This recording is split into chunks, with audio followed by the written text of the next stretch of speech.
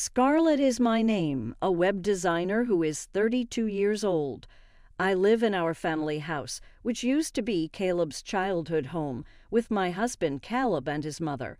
I work for a corporation before getting married, but after the wedding, I chose to go independent and work from home as a web designer. The majority of my work comes from referrals from clients who loved my design from the company I used to work for. They didn't want to lose such a precious resource as me, so they kept sending me work. This arrangement is advantageous to both of us. I saved time commuting, and I also wanted to manage my domestic tasks correctly after marriage. This arrangement suits both my old employer and me. My live-in mother-in-law, on the other hand, doesn't seem to find it amusing that I'm working. She's traditional. Once married, it's natural for a wife to become a full-time homemaker and support her husband. It's not the same as it used to be. In most households, both partners are now employed. Caleb makes an attempt to satisfy her, but I'm the one who makes the money we rely on. She must do her housework properly. She responds clearly unconvinced. Is your wife making a lot of money from her home business? My mother-in-law doesn't seem to grasp what I do and always calls it a home business. I believe I am managing the housework well in between my work, but she is dissatisfied because my working style differs from the full-time housewife. And maybe I'm the evil woman who snatched her beautiful boy to her, who adores her only son. Since the beginning of our marriage, she has been making critical remarks to me. She appears to despise everything I do. Caleb told me that she has become more reliant on him since his father died roughly 5 years ago. He appears to be both irritated and happy that his mother wants him. Caleb's father bought our house in a residential neighborhood about 30 years ago. His life insurance paid off the remaining debt, and the house is now in the name of his mother. It's the perfect size for the 3 of us, and it even has a room for me to work in, which is quite convenient. My mother is 30 years old and appears to have many acquaintances in the neighborhood who come to visit her frequently. When her friends arrive, I have to stop what I'm doing to serve them tea and snacks. When these women her age get together, they frequently start discussing their problems with their daughters-in-law. My daughter-in-law always returns to her parents' house when there is a problem. She's only here for approximately half a year. My daughter-in-law blows money like it's water. My youngster is having difficulties. We even had bill collectors come to our house. It was dreadful. I can't help but chuckle when I listen to these talks from my office. They're all competing to see who has the worst in-law daughters. They never say anything nice about them. The daughter-in-law here is outstanding at juggling her job and household. My mother-in-law does not look happy when one of my friends compliments me. Her work isn't really impressive. It's similar to a little home business. I'm curious about how much she makes, she says deliberately loud enough for me to hear. Really, one friend stated, my daughter-in-law spends all of the money she earns from her part-time job on herself. Another buddy responded, the money my wife earns is hers, and the money her spouse earns is for the benefit of all of us. This caused everyone to burst out laughing. Things weren't like that back then, my mother-in-law said, starting with one of her favorite stories. I put on my headphones to block out her noise. I've heard these stories 1,000,000 times, and I'm sick of them. Worst, they frequently belittle modern wives, and I can't tolerate listening. I tune out the outside noise and concentrate on my task. Caleb announced one day that he wanted to buy a new car. I've been considering purchasing a new vehicle. Is that all right? During supper, he casually inquired, why do you need your wife's approval to purchase a car? My mother-in-law exploded. Caleb hurriedly attempted to appease her. It is, after all, an automobile for all of us. I can't just make a decision on my own. Buying a car is a huge decision that should not be taken lightly. My mother-in-law, however, was not content and continued to dispute with him. You're the only one who has a driver's license, so go ahead and buy whatever car you want, she insisted. My poor husband, who typically follows his mother's orders, looked at me helpless. "You are free to make your choice," I said, extending a lifeline to him. "Don't always seek your wife's advice. Simply make your own decision." Caleb always double-checks everything with me or his mother. It's a good thing he's not selfish, but his indecision is annoying. My spouse never called me again after that. The man who adored me before our marriage is no longer present. I can only conclude that I was naive not to notice a husband who only listens to his mother-in-law. I felt better after telling my parents what transpired at my husband's place. "You do not have any children. It is preferable to divorce as soon as possible." My mother informed me, and I agreed. I have a job, so that I am not inconvenienced in my life. My father assisted me in moving my possessions out of my husband's residence over the weekend. My husband was not to be found, and my mother-in-law never emerged from her room. I shouted in front of my husband's chamber, "Thank you so much for everything. Would you be willing to sign the divorce papers?" I slid the divorce papers behind the closed door. "I've already signed. Is this acceptable?" My husband's stern voice emerged from behind the door, along with the divorce papers. The way our marriage ended saddened me. I left my husband's house without saying anything to my mother-in-law. I had lived there for about 2 years, but I didn't have many fond recollections of it. I went straight to City Hall and filed for divorce. I was hoping to settle it quickly if it could be done on paper. I stayed at my parents' house after the divorce and continued working there. They asked me to please stay home for a while longer. It's far more secure than living alone. My father was likewise opposed to my living alone. "Caleb and his mother are odd. They might show up at your place." I didn't expect it, but being at home with my folks put me at ease because I can work from anywhere. I opted to stay at home for a bit. After roughly 2 months, I had virtually forgotten about my ex-husband and ex-mother-in-law. Who could it be if a call came in from an unknown number? Perhaps the number is incorrect. I didn't answer the phone because I was thinking that. However, the calls did not stop. I was surprised to hear my ex-husband's voice. "Why didn't you pick up the phone earlier?"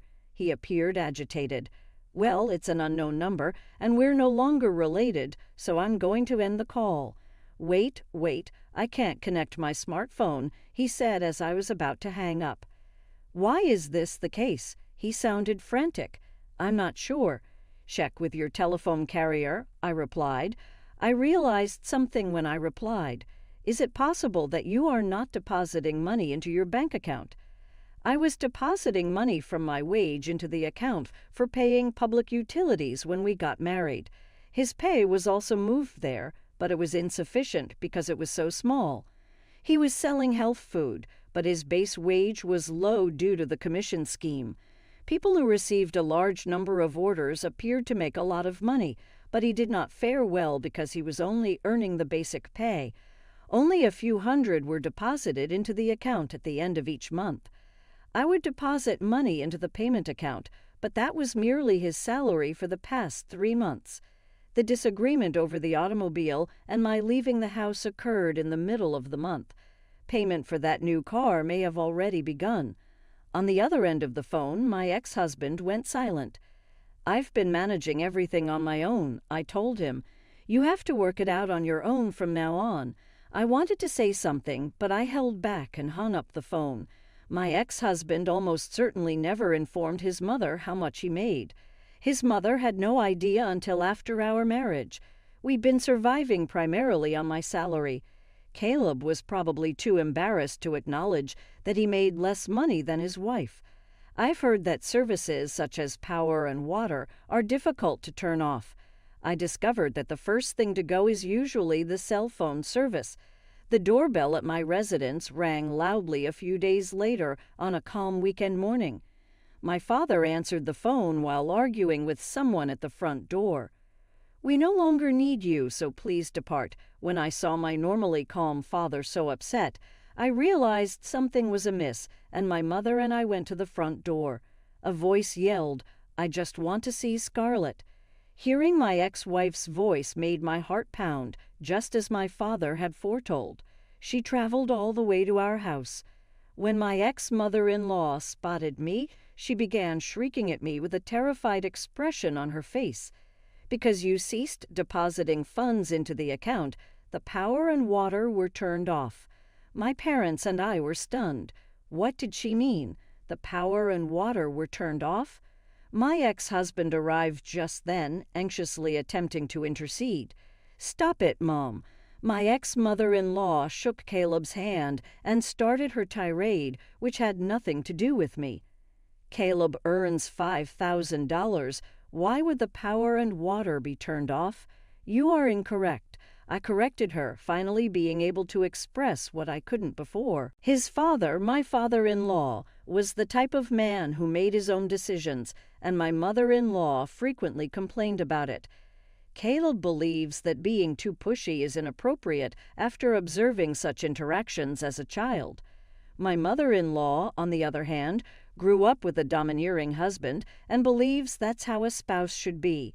Caleb's mother-in-law's displeasure with his incessant desire for approval is focused on me. Scarlett is constantly bothering Caleb. That's why he's turned out this way. She holds me responsible. I was stunned and didn't know what to say.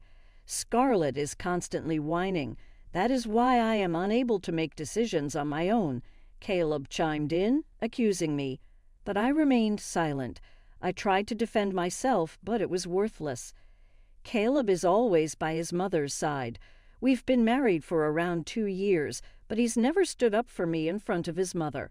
When she is not present, he apologizes, saying, "I'm sorry, but you are the most important to me." But I no longer have faith in him. He appeared to be kind to me at first, but he never spoke up for me. I'm beginning to wonder if I should reassess our relationship.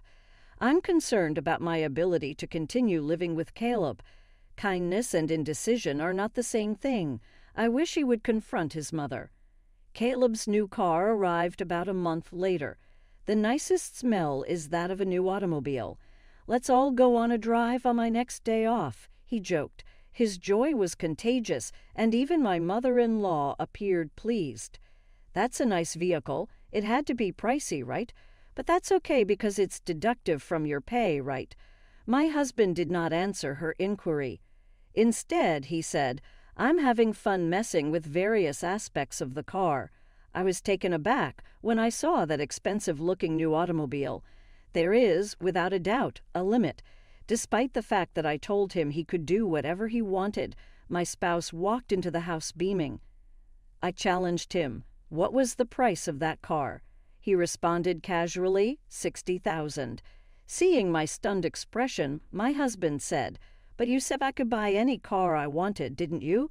My mother-in-law swiftly sided with my husband. "That's right. He delegated it to Caleb, so don't want now."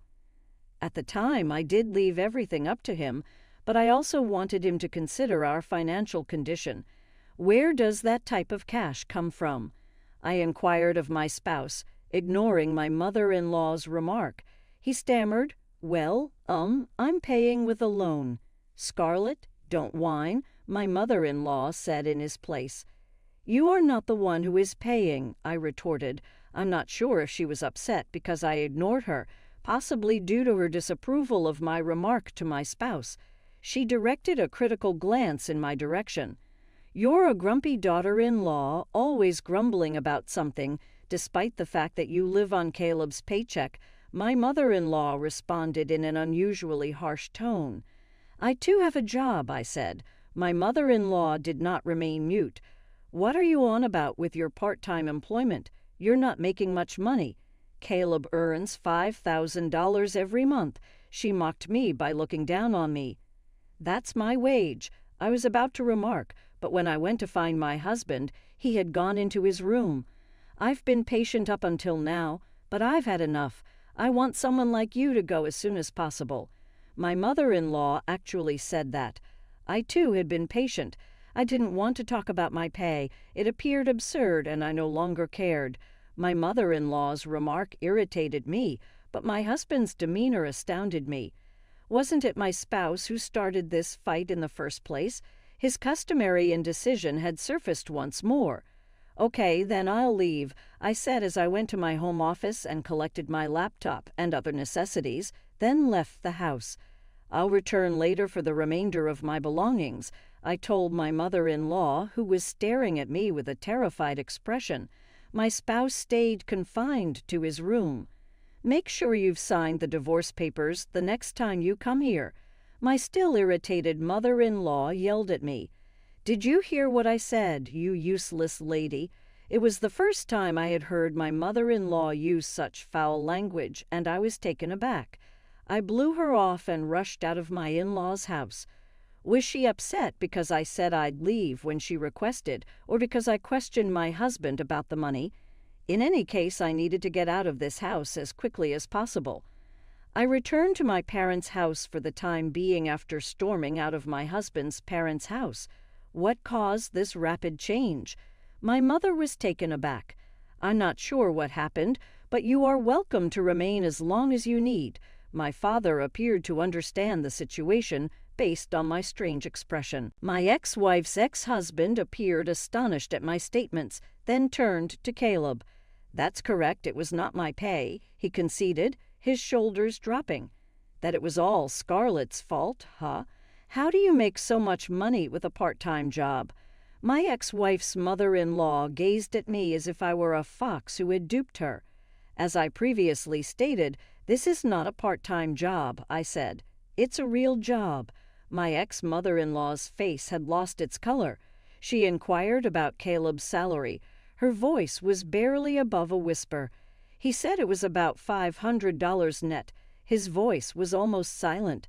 There was a brief silence. Then my ex-wife mentioned something astonishing. Can't you come back, Scarlett? The whole notion of leaving us was a joke. With a low posture, she begged. It reminded me of someone attempting to butter me up.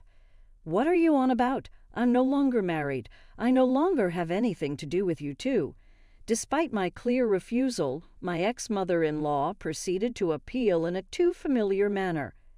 Caleb, you may simply rem. It will be fine if we begin the papers right away. When I was too stunned to answer, my father stepped in. We've had enough of you. We'll contact the cops if you don't leave right away. At the sound of my father's commanding voice, my ex-husband and ex-mother-in-law left quickly. If you show up again, I'm going to contact the cops. As the mother and boy wobbled away, my father issued a final warning. What a scumbag bunch of folks. My mother was stunned, but my father appeared even more enraged. Scarlett, I'm delighted you got out of that marriage. One of Caleb's buddies gave me an update on the X family a while after that occurred. Caleb eventually sold his family's home and land and moved into an apartment with his mother. The new car he scarcely used had also been sold, and the funds from the land sale had been used to pay off the outstanding loan. Caleb had paid off his obligations, but instead of getting back to work, he had spent all of his money on gaming. He vanished without a trace after squandering the proceeds from the sale of his family's home. His mother, who had been left behind, had developed dementia and had been admitted to a nursing home. I'm doing well at work and living alone now. I've recently begun dating a man I met at work. He understands that I am divorced and is highly committed to his profession. He's not the type of guy who relies on his wife's money to make large expenditures, as Caleb did. We haven't gotten engaged yet, but we both think we could marry each other.